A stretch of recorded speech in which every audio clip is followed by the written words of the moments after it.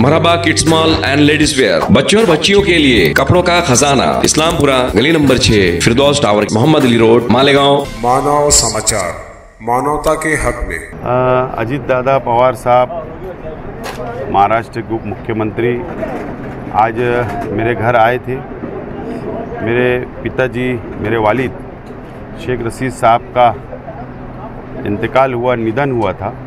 और आपको याद होगा कि अजीत दादा पवार साहब जब विरोधी पक्ष नेता थे और शेख रशीद साहब का 40 साल सियासी कैरियर का, राजनीति जीवन का जब हमने जश्न मनाया, सत्कार समारंभ हमने किया था बड़े कार्यक्रम में, अजीत दादा पवार साहब आए थे। और इसी घर के ऊपर शेख रशीद साहब उनको इनवाइट किए थे। शेख रशीद साहब के साथ उन्होंने बातें की थी, खाना खाया था।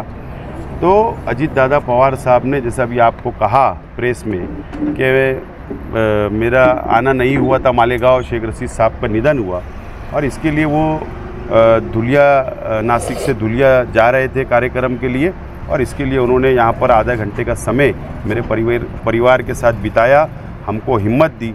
और उन्होंने शेख रशीद साहब के साथ का जो कामकाज का जो उनका शेख रशीद साहब का अनुभव रहा, उनका साथ में काम किया, उन्होंने हमको घर के अंदर, फैमिली के अंदर बैठ के सब बताया है और हमको हिम्मत देने का काम किया। निवेदन जो लोगों ने दिए उनमें से ऐसा था कि मैं माजी आमदार हूँ शहर का और एक बड़ा कार्यकर्ताओं का राजनीति हमारा जीवन है, मेरा परिवार का बहुत बड़ा कैरियर है। तो इसके लिए कल जब पता चला कि अजीत दादा पवार साहब यहाँ आने वाले मेरे घर, तो सभी लोगों ने मुझसे रब्ता किया कि भाई हमको निवेदन देना है। तो अलग अलग समस्याएं लोगों की थी। तो जब अगर वो कोई शख्स हमारे पास आ रहा है तो हमारे शहर को क्या लाभ होना चाहिए, क्या फ़ायदा होना चाहिए, इसके लिए उन लोगों को मैंने यहाँ बोला था आप आ जाइए, निवेदन दे दीजिए।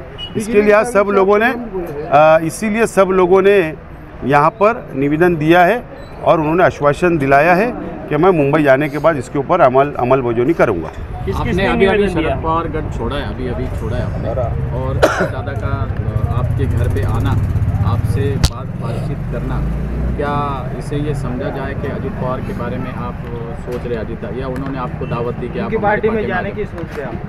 राष्ट्रवादी कांग्रेस पार्टी जब एकत्र थी पवार साहब के नेतृत्व में, अजीत दादा पवार साहब हमारे उस वक्त भी नेता थे और उस वक्त भी उप मुख्यमंत्री थे, जब भी उन्होंने मालेगांव के विकास के लिए बहुत काम किया।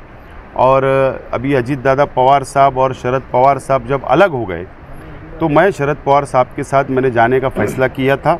और लोकसभा की निवडणूक हो गई, अब विधानसभा की निवडणूक सामने है और इसके लिए मैंने, आप लोगों को पता है कि मैंने स्पष्ट ऐलान किया हूँ प्रेस में कि मैं अपक्ष उम्मीदवार बोलकर इलेक्शन लड़ने वाला हूँ। मुझे राष्ट्रवादी कांग्रेस पार्टी में जाने का ऐसा कोई विचार नहीं है। अभी कुछ उसके बारे में बातचीत हुई, अजीत दादा कुछ बोले इसके लिए?